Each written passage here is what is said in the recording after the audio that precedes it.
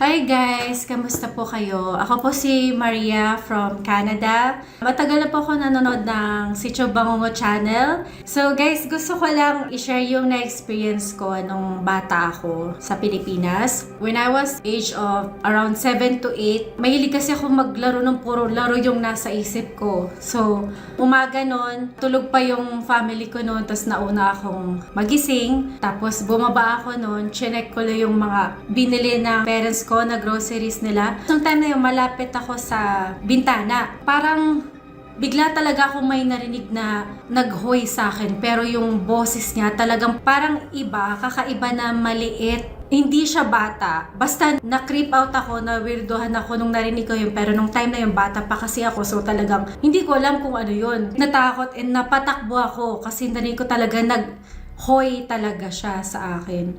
So, umakit ako noon, naalala ko yun, parang laging may something na nangyari doon. Minsan parang feeling mo, kahit wala ka naman nakikita, parang may kasama ka, parang ganun. Nakalipas yung mga ilang weeks, lagi na akong may parang galis sa legs ko. Sobrang lumala na siya.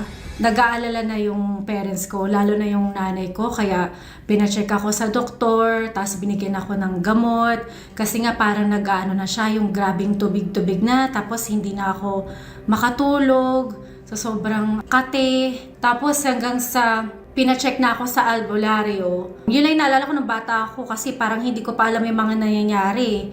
Ang alam ko, nag-aalala lang talaga yung nanay ko sa akin. Tapos pinaalbularyo ako, may pinaano na kandila na tinulo doon sa tubig na nasa bowl. Sabi, may naapakan daw ako na duwende. Na duwende daw ako. Kaya, ayun, simula nung talagang naging mas maingat na yung parents ko sa akin, yung family ko sa akin. Gusto ko lang sabihin na mag-ingat tayo na hindi sana makaapak ng duwende. Shoutout sa parents ko ngayon, nasa Camiguin, Mindanao po sila ngayon. Hi ma, hi pa, kamusta kayo dyan? Sana nag-enjoy kayo sa bakasyon nyo.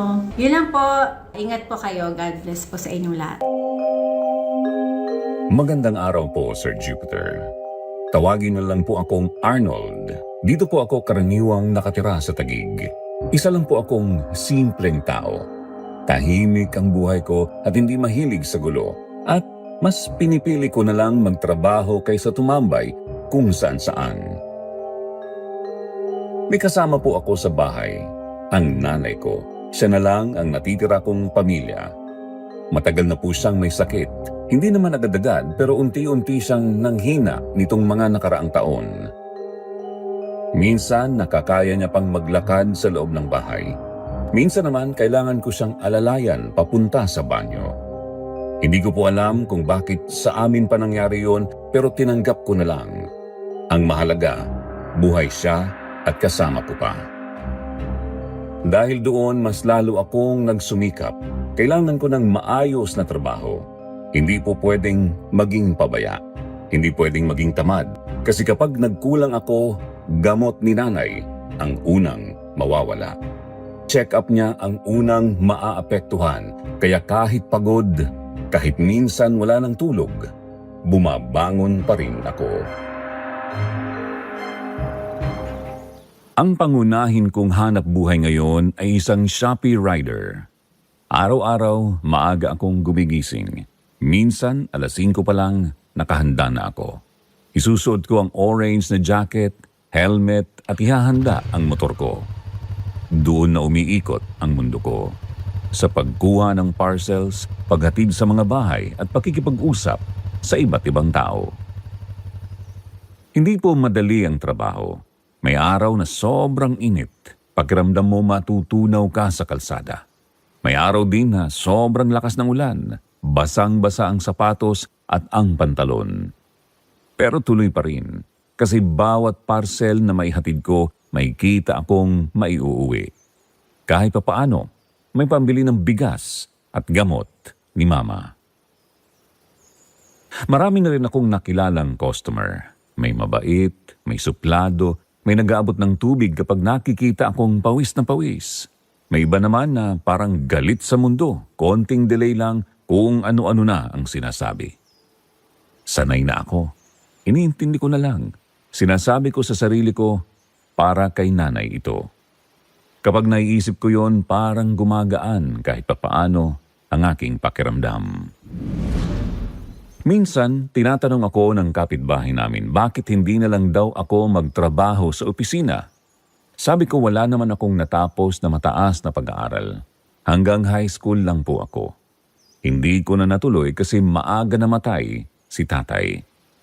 Ako ang tumayong lalaki sa buhay, kaya kung ano ang kayang pagkakitaan, pinasok ko na. Pero hindi ko po ikinakahiya ang pagiging rider. Marangal ang trabahong ito. Hindi ako nangloloko, hindi ako nagnanakaw. Pinaghihirapan ko bawat piso. Kapag inuuwi ko ang kita ko sa gabi at ibinibigay kay nanay para sa gamot niya, doon ako masaya. Kapag nakikita kong kahit papaano napapangiti siya, pakiramdam ko sulit ang pagod. Tahimik lang ang buhay namin sa maliit naming bahay dito sa Taguig. Isang kwarto, maliit na sala at kusina na halos 2 hakbang lang ang lapad. Pero maayos naman. Malinis si nanay kahit may sakit. Kapag may lakas siya, pinupunasan niya ang mesa o inaayos ang mga damit ko. Sinasabi ko nga sa kanya na magpahinga na lang siya at ako na ang gagawa. Pero matigas ang ulo. Gusto pa rin niyang may nagagawa. Tuwing gabi pagkatapos ng biyahe ko, uupo ako sa tabi niya. Minsan nagkikwento ako tungkol sa mga naging customer ko. Minsan naman, tahimik lang kami. Ramdam ko na natatakot din siya sa sakit niya pero hindi niya ipinapakita. Ako rin po, Sir Jupiter, hindi ko ipinapakita sa kanya ang takot ko. Takot na baka dumating ang araw na hindi ko na siya magising. Kaya mas lalo akong nag-iingat sa aking trabaho. Hindi ako nagmamadali sa daan. Ayoko ng aksidente. Ayokong mapahamak. Kasi alam kong may naghihintay sa akin sa bahay. Hindi lang basta naghihintay. Umaasa. Sa totoo lang po, simple lang ang pangarap ko. Gusto ko lang na gumaling si nanay. O kung hindi man tuloy ang gumaling kahit maging maayos man lang ang pakiramdam niya araw-araw. Gusto kong maranasan niyang hindi mag-alala sa bayarin. Gusto kong maramdaman niyang hindi sa pabigat kahit kailan hindi ko naisip yun. Kaya heto ako ngayon, Sir Jupiter, isang simpleng Shopee rider mula sa Taguig. Anak na ginagawa ang lahat para sa nanay niyang may sakit. Araw-araw na nakikipagsapalaran sa kalsada. Araw-araw may dalang pagod at pag-asa. Hindi ko alam kung saan ako dadalhin ng trabahong ito. Hindi ko alam kung anong mga mangyayari pa sa mga susunod na araw. Pero sa ngayon, ang alam ko lang, kailangan kong bumangon bukas, isuulit-ulit ang jacket, paanda rin ang motor, at ihatid ang mga parcel na naka-assign sa akin. Dahil hanggat kaya ko, hanggat humihinga ako, hindi ako susuko. Para kay nanay, para sa pamilya namin at para sa sarili ko na nangangarap lang ng tahimik at maayos na buhay. Nagsimula po ang lahat isang gabi. Bandang 10:00 na at pauwi na sana ako. Pagod na pagod ako noon. Basa pa ang sapatos ko kasi umuulan ng malakas. Akala ko tapos na ang duty ko. Pero biglang may pumasok na last booking sa app. Isang parcel. Bayad na raw, kailangan ma-deliver agad. Normal lang naman sa amin ang may late delivery. Pero ewan ko ba, Sir Jupiter, pagtingin ko pa lang sa detalye, parang may kakaiba na. Walang pangalan ang tumanggap. Ang nakalagay lang, huwag kumatok, iwan sa labas ng gate. Tapos ang location, medyo looban pa dito sa Taguig. Hindi ko masyadong kabisado ang part na yon. Sa totoo lang, gusto ko na sanang i-cancel pero naisip ko si nanay. Kulang pa ang pambili namin ng gamot niya kinabukasan. Kaya sabi ko sa sarili ko, isa na lang to at pagkatapos, uwian na. Habang binibiyahe ko ang lugar, napansin ko na unti-unting kumukonte ang ilaw sa paligid. Mas tahimik. Wala masyadong tao sa daan. May mga bahay pero karamihan sarado na ang ilaw. Parang tulog na ang buong lugar. Pagdating ko sa street na nakalagay sa app, medyo nanlamig ako kasi ang bahay na tinuturo ng mapa parang luma na. Mataas ang gate, kalawangin at walang ilaw sa loob, as in madilim talaga. Wala rin akong naririnig na radyo o kahit anong ingay. Tiningnan ko ulit ang detalye, tama ang address. Bumaba ako ng motor. Tahimik. Sobrang tahimik, Sir Jupiter. Parang kahit hangin. Wala. Hawak ko ang parcel. Maliit lang siya pero hindi ko maipaliwanag kung bakit parang ang bigat-bigat sa pakiramdam. Naalala ko ang instructions. Kaya nilapag ko na lang sa harap ng gate. Kinuha ko ang phone ko para i-mark as delivered. Habang ginagawa ko yun, may narinig akong tunog sa loob. Parang may paa na naglalakad sa tuyong dahon. Napatingin ako sa gate. Madilim pa rin, wala akong makita pero malinaw sa tenga ko, may gumagalaw sa loob. Sabi ko sa sarili ko baka aso lang o pusa. Normal lang yun. Pero maya-maya, may bumulong. Mahina lang, parang hangin na may kasamang salita. Ang sabi, "Salamat, Arnold." Sir Jupiter, wala pong pangalan ko sa parcel. Wala sa app at hindi ko pa po nasasabi kahit kanino ang pangalan ko doon sa lugar na yon. Doon ako kinilabutan. Pagkarinig ko ng pangalan ko parang nanigas ang katawan ko at hindi ako agad nakagalaw. Tinitigan ko lang ang gate at baka sakaling may lumabas na tao. Baka may magbukas ng ilaw. Baka may magpaliwanag kung bakit nila alam ang pangalan ko. Pero wala. Tahimik ulit. Parang walang nangyari. Sabi ko sa sarili ko, baka pagod na talaga ako. Baka guni-guni ko lang yun. Minsan kasi kapag kulang sa tulog, kung ano-ano ang naririnig. Kaya dali-dali akong sumakay ng motor at umalis. Habang bumibiyahe ako pauwi, ramdam ko na parang may nakatingin sa akin. Ilang beses akong tumingin sa side mirror. Wala naman, wala akong kasunod, wala ring sasakyan sa likuran ko. Pagdating ko sa bahay, tulog na si nanay. Hindi ko na siya ginising. Kumain na lang ako ng tira naming ulam at naligo. Pero kahit nasa loob na ako ng kwarto ko, parang may kakaiba pa rin sa pakiramdam ko. Mga bandang 2:00 ng madaling araw nagising ako. Di ko alam kung bakit. Pawis na pawis ako kahit malamig ang hangin. Tahimik ang buong bahay. Tapos, narinig ko ulit. Mahina, parang galing sa labas ng bintana. Arnold. Napabangon ako, kinabahan na ako talaga. Dahan-dahan akong tumayo at sumilip sa bintana. Wala naman. Madilim lang ang kalsada, isang street light lang ang nakasindi sa dulo. Pinilit kong matulog ulit. Sabi ko sa sarili ko baka stress lang to. Marami lang akong iniisip.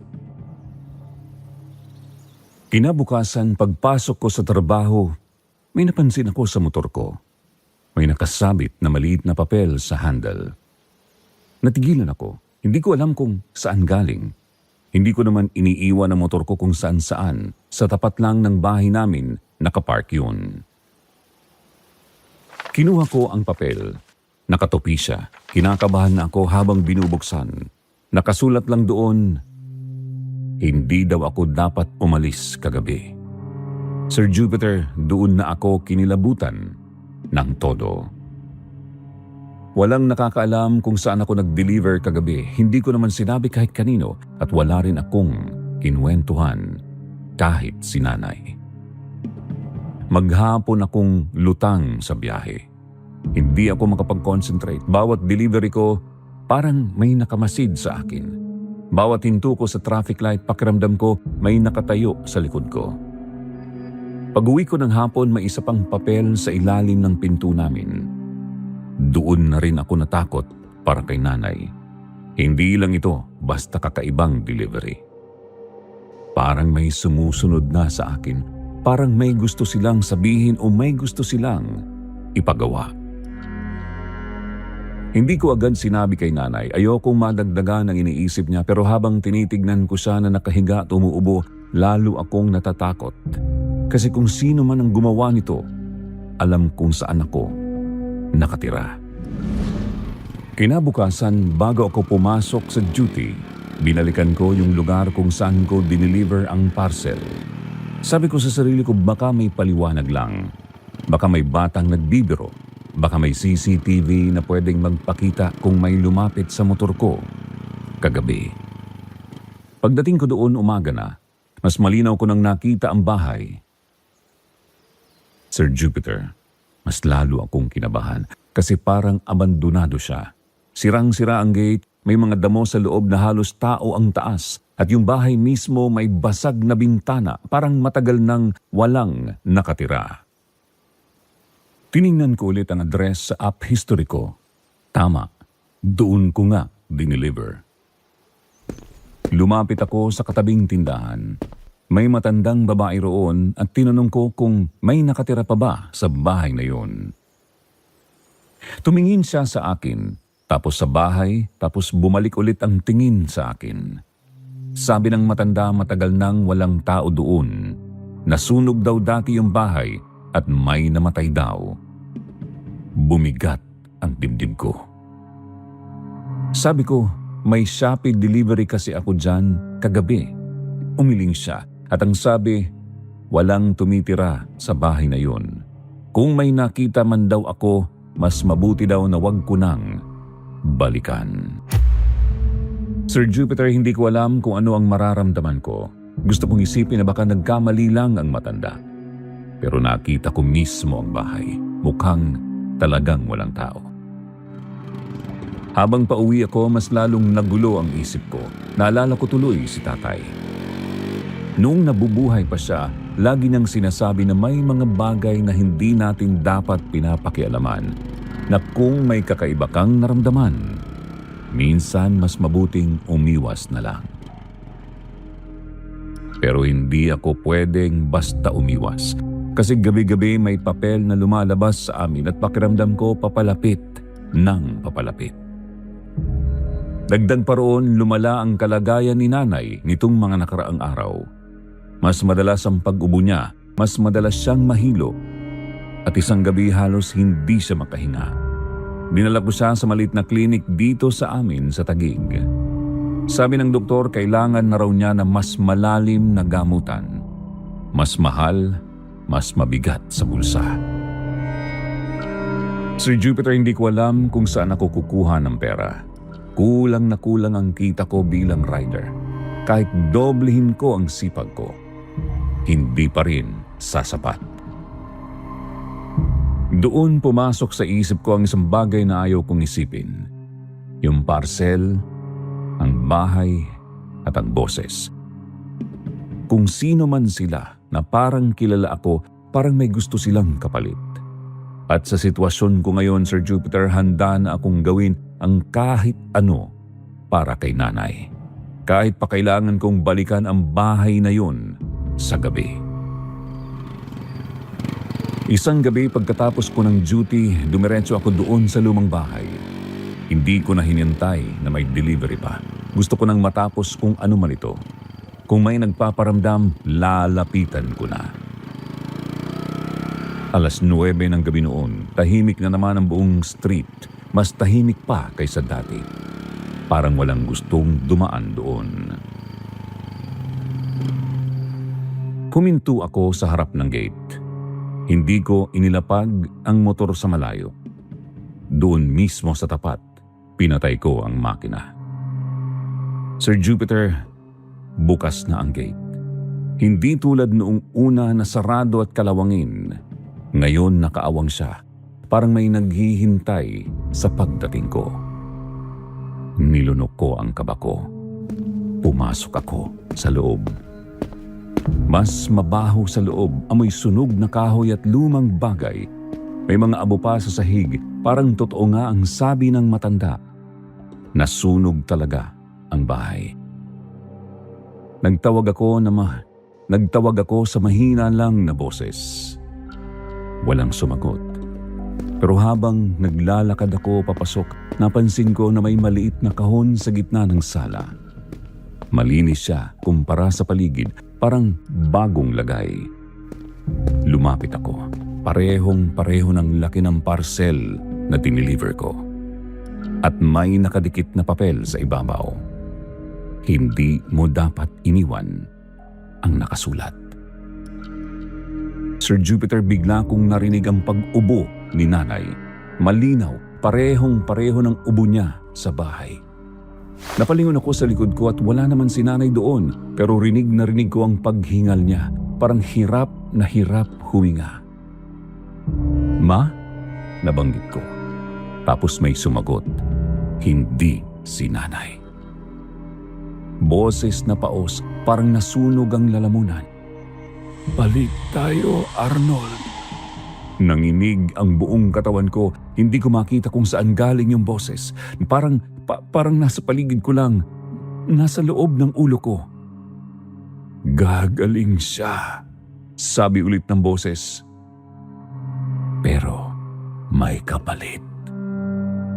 Sir Jupiter, doon ko naintindihan. Hindi yun simpleng multo. Hindi yun biro. Kung anuman ang nasa bahay na yon, alam ang kahinaan ko. Alam na si nanay ang pinaka-importante sa akin. Biglang lumakas ang ubo na naririnig ko, parang naghihingalo na siya. Hindi ko na alam kung totoo ba yun o pinaparamdam lang sa akin. Nanginginig akong nagtanong kung ano ang kapalit.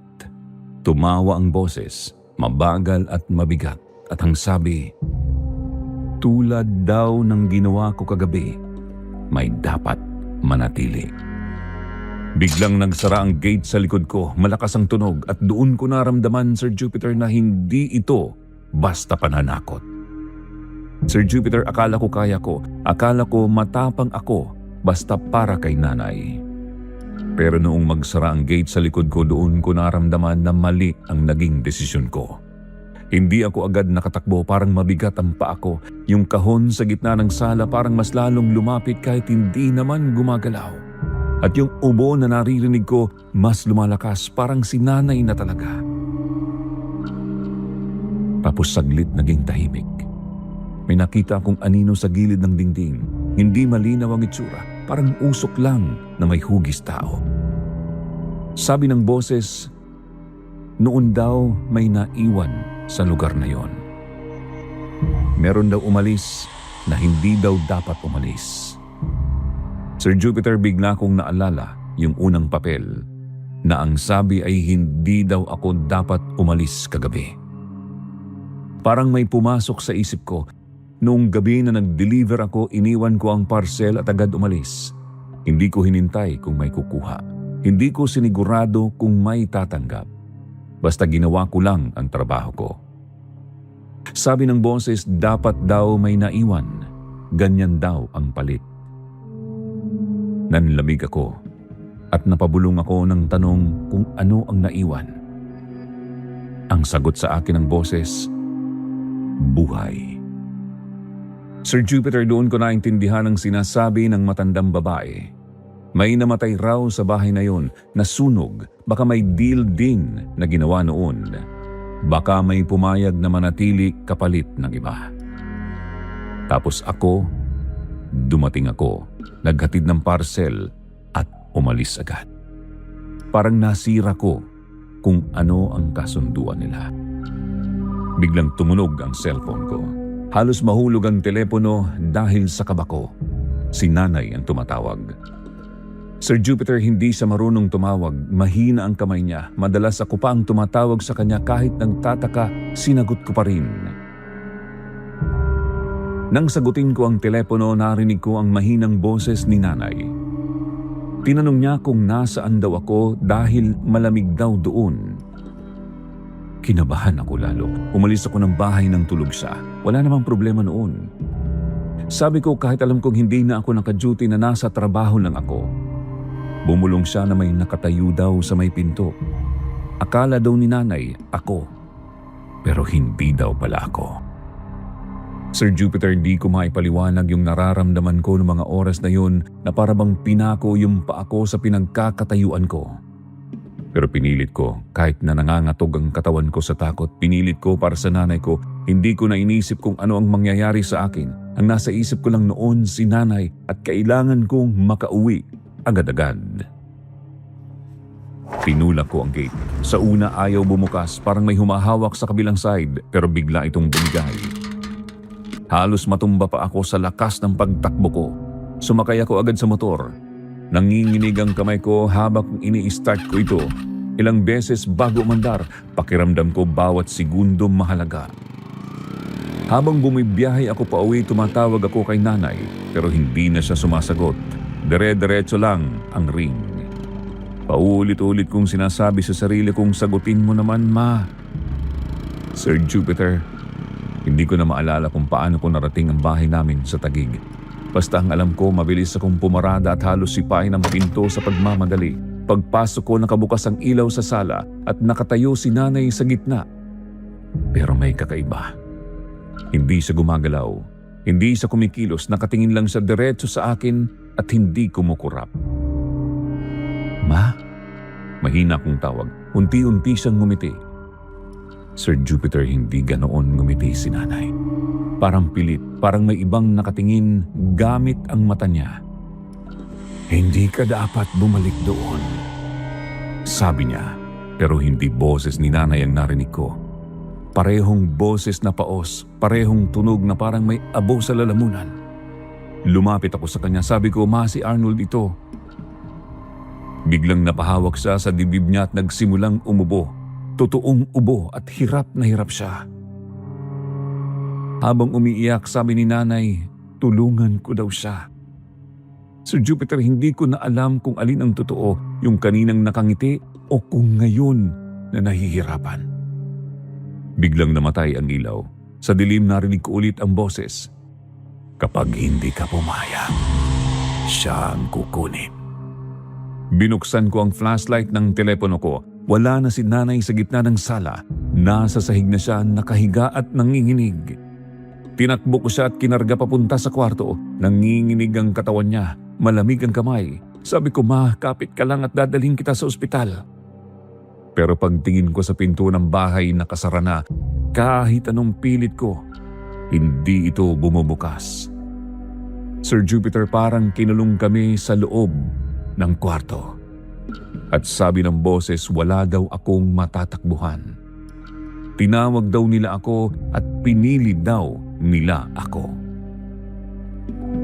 Kumuha ako ng rosaryo sa drawer. Hindi ako masyadong relihiyoso pero wala na akong ibang alam gawin. Nagdasal ako habang yakap si nanay. Pero habang nagdadasal ako, mas lalo siyang nahirapang huminga na parang bawat pagtanggi ko, mas lalo siyang nasasaktan. Sabi ng nanay ko sa mahinang pagsasalita, anak, pagod na ako. Parang may pumutok sa dibdib ko. Sabi ko, ma, hindi kita ibibigay. Tapos may naramdaman akong malamig na kamay sa balikat ko. Hindi si nanay. May bumulong sa tenga ko. Kung mahal mo siya, manatili ka. Sir Jupiter, doon ko naramdaman ang bigat. Kahit anong takbo ko, kahit anong laban ko, kahit anong dasal ko, parang mas malakas sila. At habang hawak ko si nanay na unti-unting nanghihina, sumigaw ako at sinabi kong kahit anong mangyari, wala silang makukuha sa amin ng nanay ko. Maya-maya bumalik sa dati, bumukas ang ilaw. Lalabas na sana kami para madala ko na siya sa ospital. Pero nang hatakin ko ang doorknob, parang may humatak sa labas kaya hindi ko mabuksan. Nung tiningnan ko si nanay, nanghihina na siya, kaya binilisan ko ang lakad para makabalik sa kwarto niya at pinahiga ko na agad siya sa higaan para makapagpahinga. At sabi ko, bukas na lang kami pupunta sa ospital. Kasi bigla ding sumama ang pakiramdam ko. Sir Jupiter, natatakot ako. Hindi para sa sarili ko kundi para kay nanay. Kanina lang bigla siyang nagising at hinawakan ang kamay ko. Mahina ang boses niya pero malinaw ang kanyang sinabi. May nakatayo daw sa likod ko. Hindi ko agad nilingon. Natakot po ako. Pero maya-maya naramdaman ko ulit yung malamig na hangin sa batok ko. Parehong pakiramdam noong nasa bahay na sunog ako. Balak kong bumalik doon sa bahay na yon kahit gabi na, kahit mag-isa ako. Hindi ko alam kung ano ang mangyayari sa akin doon. Hindi ko alam kung babalik pa ako, pero kung yun ang paraan para gumaling si nanay o kahit mabigyan siya ng mas maraming oras, handa akong gawin. Pagkatapos kong magdesisyon, dahan-dahan akong naglakad papunta sa kwarto at tumingin ako kay nanay. Tulog siya, pero ramdam kong hirap pa rin ang paghinga niya. Hinaplos ko ang kamay ni nanay. Kahit alam kong hindi niya ako maririnig, sinabi kong, "Sandali lang ako." Paglabas ko ng kwarto, biglang tumahimik ang buong bahay. Yung mga hakbang na naririnig ko kanina nawala. Parang may naghihintay lang talaga sa gagawin ko. Lumapit ako sa pinto. Sa pagkakataong yon, pagbukas ko ng doorknob, bumukas na siya. Hindi ko alam kung bakit, pero parang pinayagan na nila akong lumabas. Sumakay ako sa motor kahit nanginginig pa rin ang katawan ko. Gabi na noon, halos wala nang sasakyan sa kalsada. Tahimik ang buong paligid habang bumabalik ako sa lumang bahay. Habang papalapit ako sa street na yon, napansin ko na parang mas madilim kaysa sa dati. Kahit yung streetlight sa dulo, patay na. Huminto ako sa harap ng gate. Bukas na naman yun, parang alam nilang darating ako. Huminga ako ng malalim at pumasok ulit sa loob. Pareho pa rin ang itsura ng bahay, amoy sunog. May mga abo sa sahig at yung maliit na kahon nasa gitna pa rin ng sala. Pero may bago. May isa pang papel sa ibabaw ng kahon. Lumapit ako at binasa ito. Naintindihan mo na.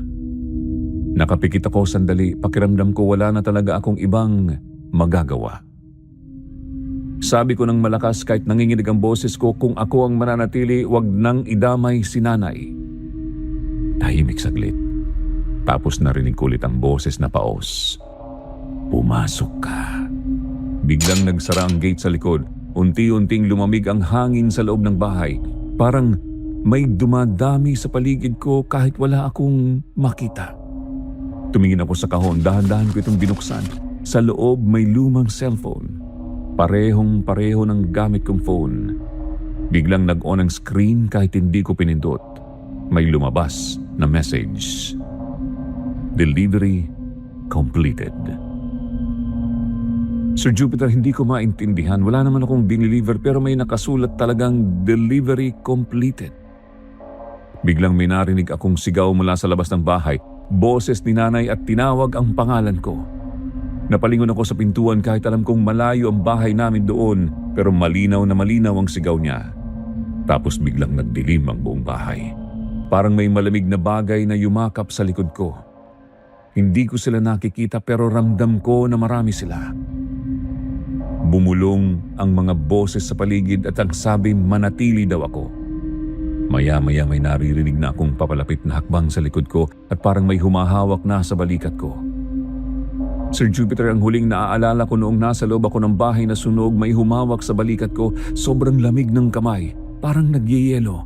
Tapos biglang nagdilim ang paligid ko. Parang may humigop sa lahat ng lakas ko.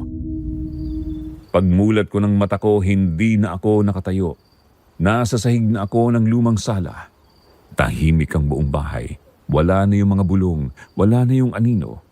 Parang biglang nawala silang lahat. Hindi ko alam kung gaano katagal akong nawalan ng malay. Pagbangon ko, pakiramdam ko sobrang bigat ng katawan ko at parang ilang araw akong hindi kumain o natulog. Ang una kong ginawa, kinuha ko ang cellphone ko. May signal na ulit. May isang message na pumasok galing kay nanay. At ang sabi ng message, "Anak, gumaan ang pakiramdam ko ngayon. Parang nawala ang sakit ko." Habang nakaupo ako sa sahig ng lumang sala, hawak ang phone ko, paulit-ulit kong binasa ang message ni nanay. Hindi ko alam kung maniniwala ba ako hindi kasi ilang araw na halos hindi siya makatayo sa kama. Kahit paghinga niya, hirap na hirap. Kaya nung mabasa ko yon, parang may konting liwanag na pumasok sa isip ko. Tinawagan ko siya agad. Nag-ring ng ilang segundo, tapos bigla siyang sumagot. "Hello anak?" Sir Jupiter, mas malakas ang boses niya. Hindi na paos at hindi na parang hinihingal. Tinanong ko kung siya ba talaga yun at sabi niya oo daw. Nagising daw siya kanina at bigla na lang gumaan ang kanyang pakiramdam. Sabi niya nakakatayo na siya at nakakalakad hanggang kusina. Sir Jupiter, Doon ako napaiyak. Hindi ko na napigilan kahit mag-isa ako sa loob ng bahay na sunog, umiiyak ako sa tuwa. At ang sabi ko, "Ma, hintayin mo ako, pauwi na ako." Pagkatapos ng tawag, dahan-dahan akong tumayo. Akala ko hindi ako makakalabas doon. Akala ko doon na talaga ako mananatili. Pero nang lumakad ako papunta sa gate, nagulat ako. Bukas na ito. Wala nang humaharang, wala nang pakiramdam na parang may pumipigil sa akin.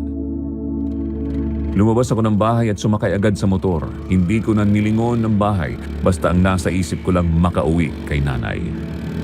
Habang bumibiyahe ako, pakiramdam ko unti-unting gumagaan ang katawan ko. Parang nawala ang bigat na kanina ko nararamdaman. Pagdating ko sa bahay namin, nakabukas ang ilaw sa sala. Pagpasok, Sir Jupiter, nakatayo si nanay sa gitna ng sala, hawak ang mesa pero nakangiti. Hindi ako makapaniwala. Lumapit siya sa akin at niyakap ako ni nanay. Matagal kaming nagyakapan at pareho kaming umiiyak. Sabi ni nanay, akala daw niya hindi na niya ako makikita. Ang sabi ko naman, "Ma, andito na ako." Hindi ko na sinabi sa kanya ang lahat ng nangyari sa bahay na sunog. Ang mahalaga sa akin noon, magkasama na ulit kami. Simula noong araw na yon, parang unti-unting bumuti ang kalagayan ni nanay. Hindi na siya masyadong inuubo. Nakakalakad na siya sa loob ng bahay. Pagkalipas ng ilang linggo, bumalik ulit ako sa trabaho ko bilang rider. Isang umaga, suot ko ulit ang jacket ko at helmet. Handa na sa delivery. Lumapit si nanay sa pinto habang paalis ako at ang sabi niya, mag-ingat daw ako sa biyahe. Sabi ko naman, "Opo, Ma." Sumakay ako sa motor at umalis papunta sa hub para kunin ang mga parcel. Habang nagmamaneho ako sa kalsada ng Taguig, napaisip ako sa nangyari. Hindi ko alam kung panaginip lang ba ang lahat o totoo.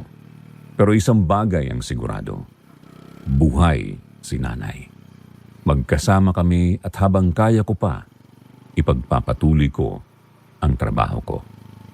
Isang simpleng Shopee rider. Isang anak na ginagawa pa rin ang lahat para sa kanyang nanay. O mga ka-SB, wala munang aalis. May isa pa tayong kwentong tiyak. Kikilabutan kayo. Stay tuned. Magandang araw po, Sir Jupiter. Tawagin niyo na lang po akong Brian. Dito po ako karaniwang nakatira sa probinsya ng Capiz. Isa akong simpleng tao. Walang mataas na pinag-aralan pero marunong magsikap para sa pamilya. May asawa po ako at 5 naming anak. Lahat sila nag-aaral pa. Kaya araw-araw talagang kailangan kong kumayod. Hindi pwedeng tamarin o sumuko dahil alam kong ako ang inaasahan nila. Ang pangunahing hanap buhay ko po ngayon ay pagiging Shopee rider. Nagdi-deliver ng mga parcel sa iba't ibang lugar dito sa amin. Kahit mainit, kahit umuulan, kailangan kong bumiyahe para lang may maiuwi akong pera sa bahay. Dito po sa amin sa Capiz, maraming lugar na liblib. Yung tipong ang layo ng pagitan ng mga bahay. Minsan, kailangan ko pang dumaan sa mga kalsadang puro putik. Minsan naman sa makitid na daan na napapalibutan ng mga puno at palayan. Aminin ko, Sir Jupiter, hindi madali itong trabahong ito. May mga araw na halos maghapon na ako sa motor, paikot-ikot sa iba't ibang baryo. Minsan pa nga inaabot ako ng gabi sa pagdi-deliver. Pero kahit ganun, ginagawa ko pa rin. Kasi sa tuwing naiisip ko yung mga anak ko na naghihintay sa bahay, parang nawawala yung pagod ko. Yung panganay ko po nasa high school na. Yung pangalawa at pangatlo nasa elementary pa. Yung bunso naman maliit pa. At kapag umuwi ako galing trabaho, madalas sasalubungin nila ako sa labas ng bahay. Kada uwi, tatanungin ako kung may dala bang pagkain. Ganun lagi ang tanong nila. Ngumingiti na lang ako kahit pagod na ako. Kahit simpleng tinapay lang ang maiuwi ko, tuwang-tuwa na ang mga anak ko. Ganoon po ang buhay namin. Simple lang, pero masaya. Kahit minsan kulang ang pera basta sama-sama kami, ayos na sa akin. Dahil rider ako, halos kilala ko na lahat ng lugar dito sa amin. Alam ko na kung aling kalsada ang mabilis, kung saan may aso na mahilig manghabol, at kung aling baryo ang medyo nakakatakot daanan kapag gabi na. May mga lugar din dito na bihira talagang puntahan ng tao. Yung tipong kahit tanghali, parang tahimik na tahimik pa rin ang paligid. Pero bilang rider, wala akong magagawa. Kapag may parcel na kailangang i-deliver doon, kailangan kong puntahan. Kasi, trabaho ko yun. Sa totoo lang po, Sir Jupiter, marami na akong naranasan habang nagdi-deliver. May mga kakaibang tao, may mga bahay na parang walang nakatira, pero may nag-o-order ng parcel. Pero may isang pangyayari na talagang hindi ko makakalimutan. Isang delivery lang naman sana yun, isang ordinaryong araw ng trabaho ko bilang Shopee rider. Pero doon nagsimula ang isang karanasan na hanggang ngayon hindi ko pa rin maipaliwanag kung ano ba talaga ang nangyari. Nagsimula po yun sa isang hapon, karaniwan lang ang araw ko noon.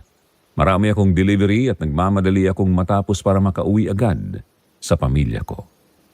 Habang tinitingnan ko ang mga parcel sa bag ko, may napansin akong isang maliit na kahon. Hindi naman siya kakaiba sa itsura, pero ang address niya ang medyo nakapagtataka. Nakalagay doon na kailangan itong i-deliver sa isang lugar na malayo sa mga bahay. Napaisip ko agad. Kilala ko ang lugar na yon dahil ilang beses na rin akong dumaan doon. Pero sa totoo lang, bihira akong may makita na tao sa parting yon ng baryo. Parang wala talagang nakatira. Noong una naisip kong baka bagong bahay lang o baka may umuupa doon kaya hindi ko na masyadong iniisip at sinunod ko na siya sa mga delivery ko. Pagdating ng bandang hapon hanggang palubog na ang araw, isa na lang ang natitira sa bag ko. Yung maliit na kahon na yon. Medyo napabuntong hininga ako kasi alam kong malayo pa ang pupuntahan ko. Pero sabi ko sa sarili ko, sige na lang dahil isang delivery na lang. Kaya pinaandar ko na ulit ang motor ko at tinahak ang kalsada papunta sa lugar na yon. Habang papalayo ako sa sentro ng baryo, napansin kong lalo pang nagiging tahimik ang paligid. Unti-unting nawawala ang mga bahay. Napalitan yon ng mga puno, damuhan at malawak na palayan. Ang mas kakaiba pa, Sir Jupiter, kahit malakas ang hangin, parang walang ingay ang paligid. Wala akong marinig na tao, kahit aso o manok. Wala. Parang ang tahimik masyado. At hindi ko nalang pinansin dahil sanay na rin naman ako sa mga liblib na lugar. Maya-maya narating ko na ang lugar na nasa address. Ayon sa GPS ko, nandun na raw ako sa mismong lokasyon. Pero nung tumingin ako sa paligid, wala akong makitang bahay. Huminto ako sa gilid ng kalsada at nagmasid. Sa harap ko, puro damuhan at matataas na puno lang ang meron. Sa kanan ko, palayan. Sa kaliwa ko naman parang masukal na lupa na may mga lumang puno. Napakamot ako sa ulo at napabulong sa sarili kung sigurado ba itong address na ito. Tiningnan ko ulit ang parcel. Tama naman ang address. Habang nag-iisip ako kung ano ang gagawin, bigla kong napansin na may isang makitid na daan sa gilid ng mga puno. Halos hindi na nga siya makita dahil sa dami ng damo. Parang papasok sa isang lumang lugar. Hindi ko alam kung bakit, pero bigla akong kinabahan. Pero dahil trabaho ko yun, dahan-dahan kong pinaandar ang motor papasok sa daang yun. Hindi ko pa alam noon, Sir Jupiter, na ang simpleng delivery na yun ang magiging pinaka-nakakatakot na karanasan sa buong buhay ko. Sir Jupiter, doon na po talaga nagsimulang magbago ang lahat.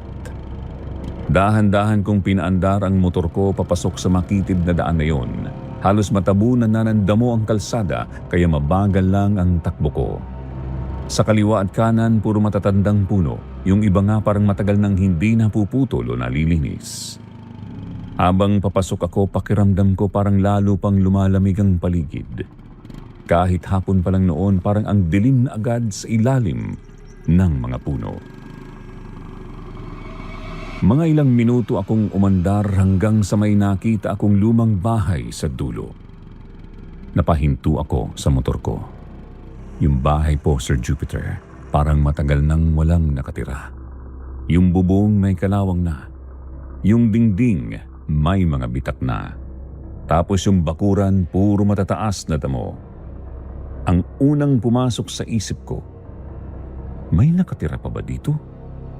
Pero ayon sa parcel, tama naman ang address. Kaya bumaba ako ng motor at kinuha yung maliit na kahon sa bag ko. Habang papalapit ako sa bahay, napansin ko na nakabukas ang pintuan. Hindi naman siya bukas na bukas, parang nakaawang lang. Napasigaw akong, "Tao po, delivery." Walang sumagot. Sumigaw ulit ako ng delivery. Tahimik pa rin. Napatingin ako sa paligid. Wala talagang tao. Kahit kapitbahay, wala akong makita. Parang ako lang ang buhay sa lugar na yon. Habang nagdadalawang isip ako kung iiwan ko na lang ba ang parcel sa harap ng bahay, bigla kong narinig ang mahinang boses mula sa loob. "Diyan mo na lang iwan." Napahinto ako. Boses ng matandang babae.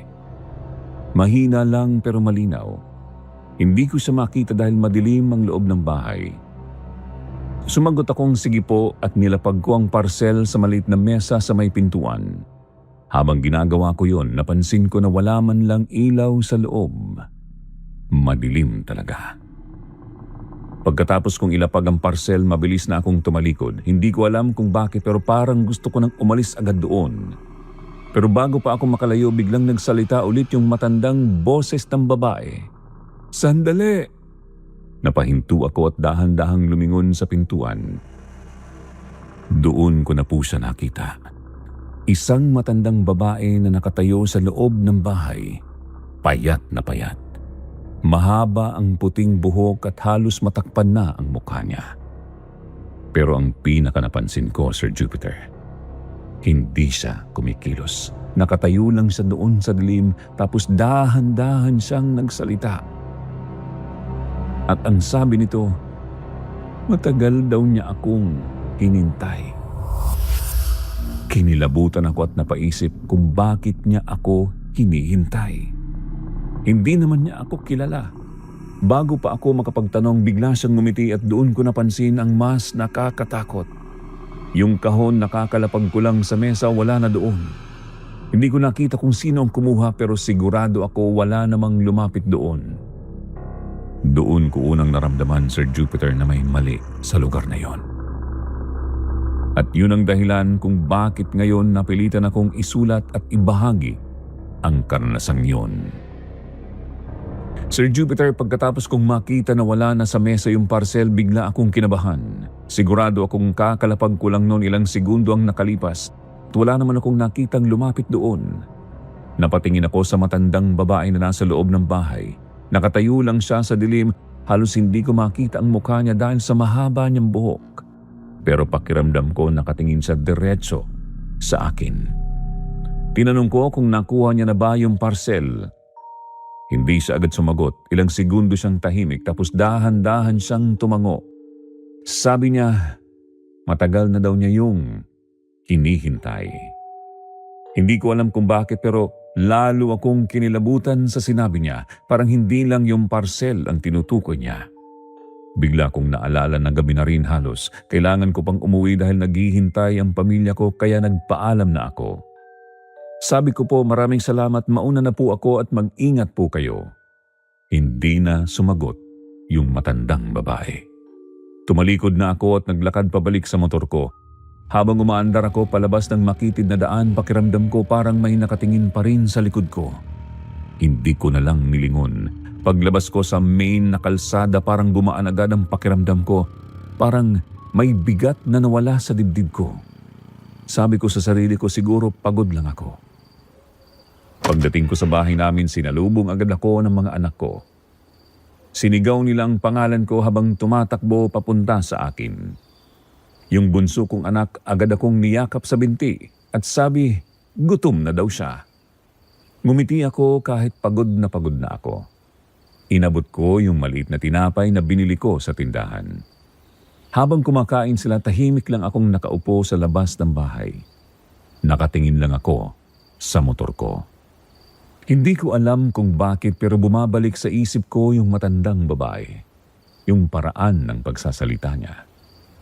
Hindi ko na lang sinabi sa asawa ko. Ayokong isipin niyang natatakot ako sa mga ganong bagay. Pero mula noon, may mga kakaibang nangyayari. Kinabukasan habang nag-aayos ako ng mga parcel sa warehouse, may napansin ako sa system ng delivery. Yung parcel na dineliver ko kahapon hindi pa rin marked as delivered. Napakunot ang noo ko. Bulong ko, paanong nangyari yun? Sigurado akong na-deliver ko na yun at nakita ko pa nga yung matandang babae. Kaya tinanong ko yung kasamahan kong rider. Sabi ko sa kanya, minsan ba nangyayari na na-deliver mo na pero hindi pa rin lumalabas sa system? Sagot naman niya, minsan. Baka mahina lang ang signal kahapon. Tumango na lang ako, pero sa loob-loob ko, may mali talaga. Hindi ko rin makalimutan ang nangyari kahapon kaya nung hapon na at wala na akong delivery na pagdesisyonan kong balikan yung lugar. Hindi ko alam kung bakit gusto kong bumalik. Siguro gusto ko lang patunayan sa sarili ko na normal lang ang lahat. Habang papunta ako sa lugar na yon, unti-unti na namang naging tahimik ang paligid. Parehong kalsada, parehong mga puno. Pero pagdating ko sa mismong lugar, wala na yung makitid na daan. Napahinto ako. Sigurado akong doon ako dumaan kahapon. Pero puro damuhan lang ang nandun. Walang bakas ng daan, parang wala talagang kalsada doon. Habang nakatigil ako doon, may matandang lalaki na dumaan sa kalsada at may dala siyang bisikleta. Tinawag ko si Manong, huminto siya at tumingin sa akin. Sabi ko, sabay turo sa damuhan, may bahay po ba dito sa loob? Bigla siyang natahimik. Tiningnan niya ako mula ulo hanggang paa. Tinanong ako kung taga saan ako. Sabi ko, rider ako at may dineliver ako kahapon.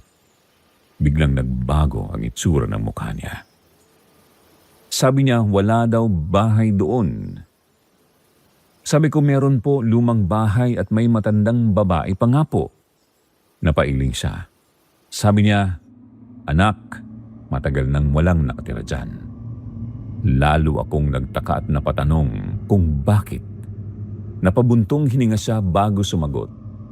Ang sabi niya, dati daw may matandang babae na nakatira mag-isa. Tahimik lang at bihirang makihalubilo sa mga tao. Minsan lang daw lumabas para bumili sa tindahan. Sandali siyang tumigil at sabi niya, isang araw daw bigla na lang itong nawala. Doon na nanlaki ang mga mata ko. Nawala? Tanong ko at ang sabi naman daw niya ay opo. Para daw naglaho na lang, wala daw nakakita kung saan nagpunta. At simula noon, iniwasan na daw ng mga tao ang lugar na yan. Tinanong ko ulit kung bakit. Tumingin siya sa damuhan na parang may inaalala. Ang sabi niya kasi daw may mga nagsasabi at may nakikita pa rin daw na matandang babae sa loob ng dating bahay. Parang may malamig na hangin na dumaan sa likod ko. Naalala ko agad ang nangyari kahapon. Yung madilim na bahay, yung matandang babae na nakaawang sa pintuan, at yung sinabi niyang matagal niya akong hinihintay. Pero mas lalong gumulo ang isip ko nang sabihin ng matanda ang muling salita niya bago siya umalis. Tumigil muna sandali ang matanda bago itinulak ang kanyang bisikleta at ang sabi sa akin na kung ako daw ang nakausap ng matanda, mag-ingat na lang daw ako. Hindi ko alam kung bakit ganoon ang tono ng boses niya. Pero mula noong araw na yon, Sir Jupiter, doon na nagsimulang gumulo ang buhay ko. At ang pinakamasama pa, hindi lang sa delivery ko siya nagsimulang magpakita, pati na sa bahay namin. Sir Jupiter, matapos kong makausap yung matandang lalaki na yon, hindi na talaga ako mapalagay. Habang pauwi ako sakay ng motor ko, paulit-ulit sa isip ko yung sinabi niya. Hindi ko alam kung bakit pero parang may bigat sa dibdib ko habang bumibiyahe ako pauwi. Pagdating ko sa bahay namin gabi na, tahimik na ang paligid. Yung ilaw lang sa sala ang nakabukas. Pagpasok ko, nakita ko ang asawa ko na nagluluto pa sa kusina at ang sabi sa akin ang tagal ko daw. Sagot ko naman malayo yung huling delivery ko. Hindi ko na lang sinabi ang nangyari at ayokong matakot pa siya. Habang kumakain kami, naglalaro lang sa sahig ang mga anak ko. Yung bunso kong anak na babae lumapit sa akin, umupo sa tabi ko. Tumingin sa akin na parang may gustong sabihin. Sabi ko, bakit? Sabi niya, Papa, may matandang babae daw kanina na dumating. Bigla akong napatingin sa kanya at tinanong ko kung anong matandang babae. Sabi niya kanina, nakatayo sa labas ng bintana. Biglang nanlamig ang katawan ko.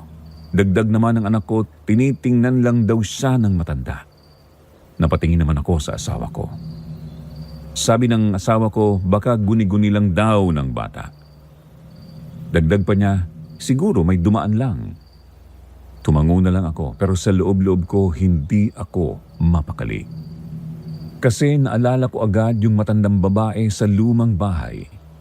Pagkatapos namin kumain, pinatulog na namin ang mga bata. Ako naman umupo muna sa labas ng bahay para magpahangin. Tahimik ang gabi. Ang maririnig lang, kuliglig at hangin. Habang nakaupo ako sa bangko, bigla kong napansin ang motor ko na nakaparada sa gilid ng bahay. May nakasabit doon na maliit na bag kung saan ko nilalagay ang mga papel ng delivery. Hindi ko alam kung bakit pero parang may kakaiba akong naramdaman. Parang may nagsasabing tingnan ko yung bag. Kaya tumayo ako at lumapit sa motor. Binuksan ko ang bag at doon ako napatulala. Sa loob ng bag ko may isang maliit na kahon. Parehong-pareho ng itsura ng parcel na dinliver ko kahapon. Nanlaki ang mata ko. Napabulong akong hindi ito dapat mangyari. Imposible. Sigurado kasi akong iniwan ko na yon sa lumang bahay at hindi ko yon kinuha. Pero ngayon, nasa bag ko ulit siya. Dahan-dahan kong kinuha ang kahon. Habang hawak ko yon, pakiramdam ko parang lalo itong bumibigat sa kamay ko. Tiningnan ko ang address, pareho pa rin, parehong pangalan, parehong lugar. Pero ang mas nakakatakot, Sir Jupiter, may nakasulat na bagong salita sa ibabaw ng kahon. Hindi ko yun nakita kahapon, makalumang sulat na parang sulat ng matanda. 3 salita lang ang nakasulat. Hindi pa tapos. Parang biglang lumakas ang hangin sa paligid. Kasabay noon may narinig akong mahinang boses sa likod ko. Mahina pero pamilyar na pamilyar. Yung boses ng matandang babae at ang sabi, bumalik ka. Dahan-dahan akong napalingon sa likod ko at doon ko nakita sa labas ng bakod namin may isang matandang babae na nakatayo sa dilim. Mahaba ang puti niyang buhok at nakatingin siya diretso sa akin. Sir Jupiter, noong makita ko yung matandang babae sa labas ng bakod namin parang nanigas ang buong katawan ko. Hindi ako makagalaw. Hawak ko pa rin yung maliit na kahon habang nakatingin ako sa kanya. Madilim na sa labas pero dahil sa ilaw mula sa bahay namin, kitang-kita ko siya. Parehong pareho. Nakatayo lang siya doon sa may bakod. Hindi gumagalaw, hindi nagsasalita. Nakatingin lang siyang diretso sa akin. Hindi ko alam kung ilang segundo kaming nagkatitigan pero pakiramdam ko sobrang tagal noon. Bigla akong nakarinig ng boses ng asawa ko mula sa loob ng bahay. Sabi ng asawa ko, ano daw ang ginagawa ko? Paglingon ko sa pintuan ng bahay, sandali naman akong nalingat. Pero nung bumalik ang tingin ko sa bakod, wala na yung matanda. Parang bigla na lang siyang naglaho sa dilim. Lalo akong kinabahan. Mabilis akong pumasok sa bahay at isinara ang pinto. Napatanong ang asawa ko ano daw ang nangyayari at bakit parang namumutla daw ako. Sagot ko naman wala, pagod lang. Hindi ko sinabi ang nakita ko. Ayokong matakot siya, lalo na't may mga bata sa bahay. Pero buong gabi, hindi na ako makatulog. Yung kahon na yun nilagay ko muna sa ibabaw ng mesa. Balak ko sanang dalhin sa warehouse kinabukasan para ipacheck kung bakit bumalik sa akin. At habang nakahiga ako, nakatingin lang ako sa kisame. Hanggang sa may narinig akong mahinang kaluskos sa sala. Noong una akala ko hangin lang, pero maya-maya parang may dahan-dahang naglalakad. Kinabahan ako. Dahan-dahan akong bumangon sa kama para silipin. Paglabas ko sa kwarto, madilim ang sala. Yung maliit na ilaw lang sa kusina ang nakabukas. At doon ko napansin agad ang isang bagay. Yung kahon na iniwan ko sa mesa, wala na. Nanlaki ang mata ko at sigurado akong doon ko yun inilagay.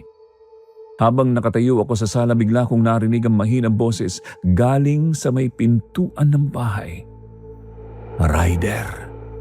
Parang biglang humina ang tuhod ko. Kilalang kilala ko ang boses na yun, yung matandang babae. Dahan-dahan akong lumapit sa pintuan. Hindi ko alam kung bakit pero parang may pumipilit sa akin na buksan yun. Nang silipin ko ang siwang ng bintana, may nakita akong anino ng tao sa labas, tapos narinig ko ulit ang boses. Hindi sa akin ang laman ng kahon. Napakunot ang noo ko. Bulong ko, ano? Tapos dahan-dahan siyang nagsalita ulit. Tagapagdala ka lang. May dapat kang pagdalhan. Naramdaman kong lalo akong kinilabutan. Maya-maya nagising ang asawa ko at pumunta sa akin. Tinanong ako kung bakit gising pa ako. Mabilis kong kinuha ang kahon at itinago sa likod ko. Sagot ko naman, may inaayos lang. Ayokong makita niya yun. Ayokong madamay ang pamilya ko sa kung ano ang nangyayari. Pagbalik niya sa kwarto, saka ko ulit tiningnan ang kahon. Hindi ko alam kung bakit pero pakiramdam ko kailangan kong alisin yun sa bahay namin. Kaya nagdesisyon ako na itapon na lang yun. Lumabas ako ng bahay kahit gabi na. Tahimik ang buong baryo. Tanging ilaw lang ng poste ang nagbibigay liwanag sa kalsada. Sumakay ako sa motor ko at dumiretso sa may ilog na malapit sa amin. Habang nagmamaneho ako, parang lalong bumibigat ang kahon sa bag ko. Parang ayaw nitong umalis sa akin. Pagdating ko sa tulay, huminto ako. Walang tao sa paligid. Madilim ang tubig sa ibaba. Kinuha ko ang kahon sa bag ko at bulong ko, tapos na to. Bala ko na talagang ihulog yon sa ilog para hindi ko na makita ulit. Pero habang hawak ko yon, may narinig na naman akong mahinang boses sa likod ko. Hindi mo pwedeng itapon. Nanlaki ang mata ko. Dahan-dahan akong napalingon. Wala naman tao sa tulay.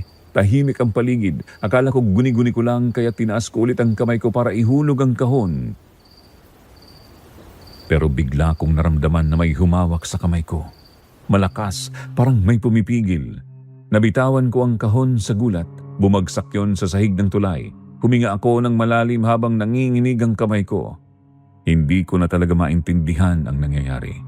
Kaya nagdesisyon akong sunugin na lang yon. May dala akong lighter dahil rider ako. Minsan kailangan yon kapag nasa biyahe. Kumuha ko ng papel sa bulsa ko kasi alam ko na may resibo doon at sinindihan yon. Nilapit ko sa kahon, unti-unti nang kinakain ng apoy ang papel pero bago pa man dumikit ang apoy sa kahon, bigla itong namatay. Parang may umihip sa apoy. Sinubukan ko ulit sindihan, baka sa hangin lang, pero ganun ulit ang nangyari. Sa pangatlong beses mas lumakas ang apoy, nilapit ko ulit sa kahon. Pero bago pa man masunog ang kahon, biglang bumukas ito mag-isa at parang may nagtulak mula sa loob. Napaatras ako sa gulat, unti-unti akong lumapit para silipin ang laman. At doon ko nakita kung bakit ayaw nitong masira. Sa loob ng kahon, may isa pang maliit na parcel, mas maliit kaysa sa una. At may nakasulat ulit na bagong pangalan at bagong address. Sir Jupiter, nang makita ko na may isa na namang maliit na parcel sa loob ng kahon, doon na talaga ako napaupo sa sahig ng tulay. Pakiramdam ko pagod na ang isip ko. Parang kahit anong gawin ko, hindi ito matatapos. Habang hawak ko yung bagong parcel, napatingin ako sa madilim na ilog sa ibaba. Gusto ko na talagang ihulog lahat doon. Yung kahon, yung parcel, pati yung problema na dinadala ko. Pero hindi ko magawa. Hindi ko alam kung bakit pero parang may pumipigil sa loob ko. Parang may nagsasabi na kapag ginawa ko yun, mas lalong lalala ang mangyayari. Kaya umuwi na lang ako ng bahay.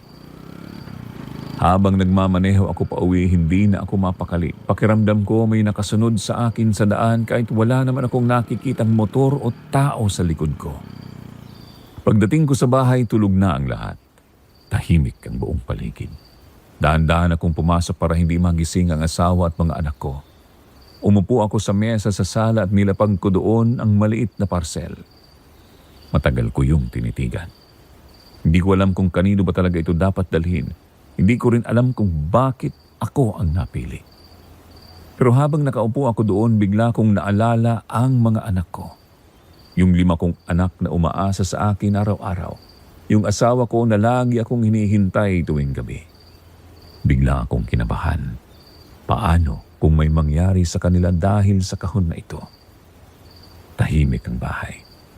Naririnig ko lang ang mahinang hilik ng mga anak ko sa kwarto.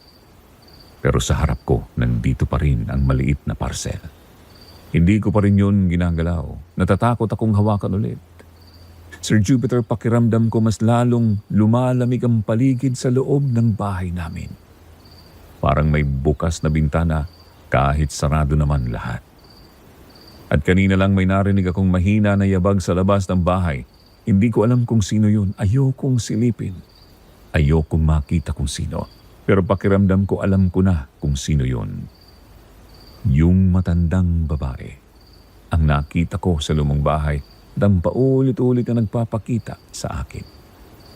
Sir Jupiter, hindi ko alam kung ano ang mangyayari. Hindi ko alam kung kailangan ko bang dalhin ulit ang parcel na ito sa kung saan man siya papunta.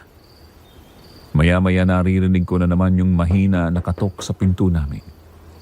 Nung una akala ko hangin lang, pero maya-maya kumakatok ulit. Ako lang ang gising noong mga oras na yon. Tahimik ang buong bahay, tulog ang asawa ko at mga anak ko sa kwarto. Ako lang mag-isa sa sala. Tumingin ako sa pinto. Ayoko itong buksan pero hindi rin tumitigil ang katok. Mas lumakas pa. Huminga ako ng malalim at dahan-dahang tumayo. Habang naglalakad ako papunta sa pinto, pakiramdam ko parang bumibigat ang bawat hakbang ko. Parang may nagsasabi sa loob ko na huwag ko itong buksan, pero may isa pang pakiramdam na nagsasabing kailangan ko itong buksan. Pagdating ko sa may pinto, tumigil muna ako. Tahimik ulit. Wala nang katok. Dahan-dahan kong tinignan ang maliit na bintana sa gilid ng pinto para silipin kung sino ang nasa labas. Nung una, wala akong nakita. Madilim ang bakuran namin. Pero habang nakatitig ako sa dilim, may unti-unting gumalaw na anino sa may bakod. At doon ko na naman siya nakita, yung matandang babae nakatayo sa labas ng bahay namin. Nakatingin siya diretso sa pinto na parang alam niyang nasa loob lang ako. Hindi siya nagsasalita. Nakatayo lang siya doon. Bigla akong napaatras sa takot pero sa likod ko narinig ko ang mahina na kaluskos sa mesa. Mabilis akong napalingon. Yung maliit na parcel na nasa mesa kanina wala na. Nanlaki ang mata ko. Tumingin ako sa sahig at doon ito nakita. Nasa sahig na siya at unti-unti itong bumubukas mag-isa. Parang may nagtutulak mula sa loob. Dahan-dahan akong lumapit. Hindi ko alam kung bakit pero parang may humihila sa akin para tingnan ang laman. Noong bumukas na ang parcel, nakita ko ang nasa loob. Isang maliit na papel. Kinuha ko yon habang nanginginig ang kamay ko at may nakasulat doon. Maikling salita lang. Ikaw na ang susunod. Bigla akong napalingon sa pinto at sa sandaling yun bumukas ang pinto ng malakas. Malakas na hangin ang pumasok sa loob ng bahay. Napalingon ako sa labas at doon ko nakita na wala na ang matandang babae sa bakuran. Pero mula sa likod ko may narinig akong mahinang bulong sa loob ng bahay. Malapit sa tenga ko, pamilyar na boses, yung boses na ilang beses ko nang narinig. Mahina pero malinaw. Ang sabi, Ryder, oras mo na. Sir Jupiter, pagkatapos ng lahat ng nangyari kagabi at nung mga nakarang araw, hindi ako mapakali. Isang gabi habang nakaupo ako sa sala kung nasan yung kahon, naalala ko yung sinabi ng matandang babae noon na parang tagapagdala lang ako. Doon ko naisip na baka ang problema, patuloy kong dinadala ang bagay na hindi naman para sa akin. Kaya kinabukasan maaga akong bumangon at binilikan ko yung lumang bahay sa liblib na lugar kung saan ko unang nakita ang matandang babae. Pagdating ko doon, tahimik na tahimik ang paligid. Parang walang buhay ang lugar. Dahan-dahan kong nilapag ang kahon sa harap ng bahay, tapos sumigaw ako kahit mag-isa lang ako roon. Sinabi ko na hindi ako ang may-ari ng kahon at hindi ko yun tatanggapin. Na ibinabalik ko na kung kanino man ito nararapat. Pagkatapos kong sabihin yon, biglang lumakas ang hangin at kusang nagsara ang pintuan ng lumang bahay. Napaatras ako sa gulat, pero pagkatapos noon tumahimik na ang lahat. Pagkatapos noon sumakay ako sa motor ko bago ko patuloy na paandarin, lumingon muna ako sa lumang bahay. Mula sa araw na yun, hindi ko na ulit nakita ang matandang babae. Unti-unti ring bumalik sa normal ang buhay ko. Hanggang ngayon, isang simpleng Shopee rider pa rin ako dito sa Capiz. Araw-araw pa rin akong bumibiyahe para mag-deliver ng mga parcel. Para sa asawa ko at sa 5 naming anak na umaasa sa akin. May isang bagay akong natutunan sa karanasang iyon. May mga bagay talaga sa mundo na hindi natin dapat pakialaman. Minsan mas mabuting umiwas at ibalik kung saan ito nararapat. Hanggang dito na lang. Maraming salamat po Sir Jupiter sa oportunidad na maibahagi ang ating kwento dito sa inyong channel. Mga suki, hanggang dito na lang po ang ating kwento. Kita-kita ulit tayo sa mga susunod pang kwento dito sa ating channel. Stay tuned hanggang sa muli.